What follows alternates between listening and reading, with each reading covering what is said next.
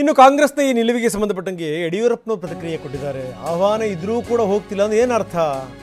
ಇದೊಂದು ಲೆಕ್ಕದಲ್ಲಿ ದುರ್ದೈವದ ಸಂಗತಿ ಅಂತಾರೆ BS5. ಆಮಂತ್ರಣ ಇದ್ರೂ ಕೂಡ ಹೋಗ್ತಾ ಇಲ್ಲ ಕಾಂಗ್ರೆಸ್.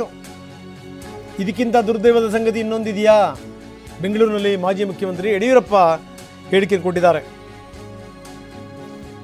ಕಾಂಗ್ರೆಸ್ನವರ ನಿಲುವನ್ನು ನಾನು ಖಂಡಿಸ್ತೀನಿ ಅಂತ ಕೂಡ BS5 ಹೇಳಿದ್ದಾರೆ.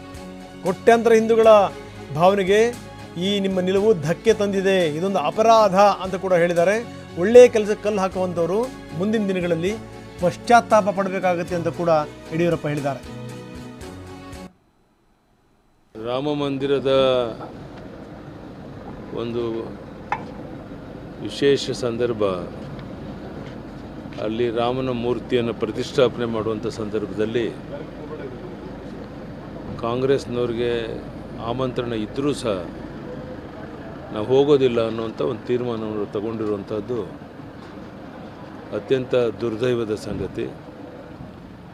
ಅವರ ನಿಲುವನ್ನು ನಾನು ಖಂಡಿಸ್ತೇನೆ. ಎಲ್ಲರ ಇಚ್ಛೆ ಇದೆ ರಾಮರಾಜ್ಯ ಆಗಬೇಕು, ರಾಮನ ಕನಸು ನೆನಸಾಗಬೇಕು ಅಂತ. ಕೋಟ್ಯಾಂತರ ಜನ ಹಿಂದೂಗಳ ಭಾವನೆಗಳಿಗೆ ಧಕ್ಕೆ ತರುವಂಥ ಈ ಕೆಲಸ ಕಾಂಗ್ರೆಸ್ನಲ್ಲಿ ಮಾಡ್ತಿರೋದು ಅಕ್ಷಮ್ಯ ಅಪರಾಧ. ಅವರು ಸ್ಪಷ್ಟ ಮಾಡಲಿ ಅದಕ್ಕೋಸ್ಕರ ಹೋಗೋದಿಲ್ಲ.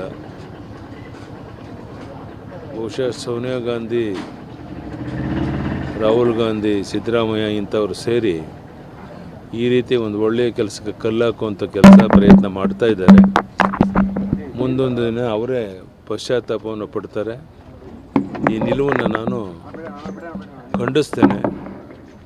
ಈಗಲಾದರೂ ಅವ್ರಿಗೆ ರಾಮ ಸದ್ಬುದ್ಧಿಯನ್ನು ಕೊಟ್ಟು ಯಾರಿಗೆ ಬರಬೇಕು ಅಂತ ಈಗಾಗಲೇ ಆಹ್ವಾನ ನೀಡಿದಾರೋ ಅವ್ರು ಹೋಗಿ ಕಾರ್ಯಕ್ರಮದಲ್ಲಿ ಭಾಗವಹಿಸುವಂಥದ್ದು ಅವರ ದೃಷ್ಟಿಯಿಂದ ಒಳ್ಳೆಯದು.